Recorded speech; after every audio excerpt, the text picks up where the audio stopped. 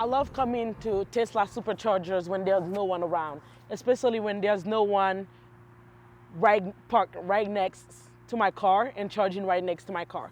Because when there's no one next to my car charging, my charging time goes way faster, so I save up on time and on money. For Tesla owner Mia St. John, the luxury of charging her electric vehicle by herself may soon be a relic of the past. As of June 2022, there are 80,000 EVs in New Jersey, according to the state's Department of Environmental Protection. In only 3 years, that number is set to quadruple. New Jersey Governor Phil Murphy has set a goal to have 330,000 registered EVs in the state by 2025. A plan with good intentions, but is it truly feasible?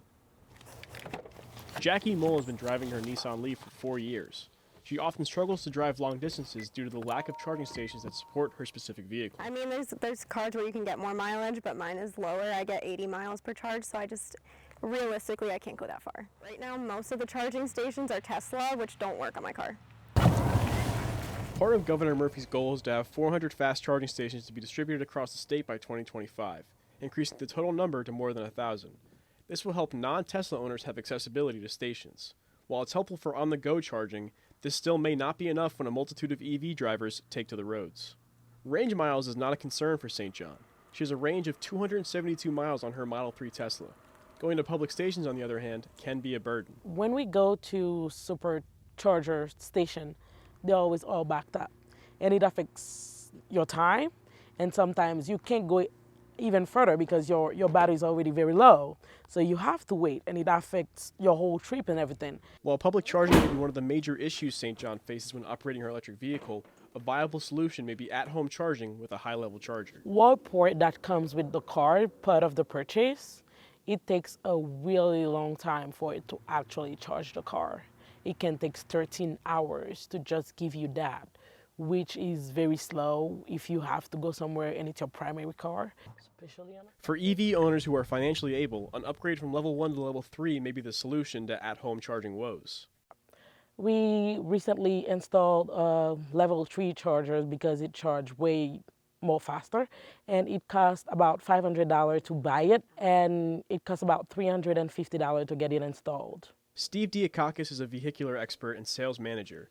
He's seen just about every type of car imaginable and understands the infrastructure required to support an influx of electric vehicles. If you have 100,000 people in a small area that have an electric vehicle, and currently there's only maybe 1,000 charging stations, that'll take you somewhere between 40 minutes or 4 hours. Even at 40 minutes, your efficiency is tossed out the window because there's the people will be waiting. There's too much demand and too little infrastructure to supply that demand. Steve makes the claim that although lawmakers' hearts are in the right place, there are just too many obstacles in the way for vehicular transportation to go completely green. What happens if 70% of people in those densely populated urban areas have an electric vehicle today, tomorrow, in a month, or 2, 3 years? Where are they all going to charge it?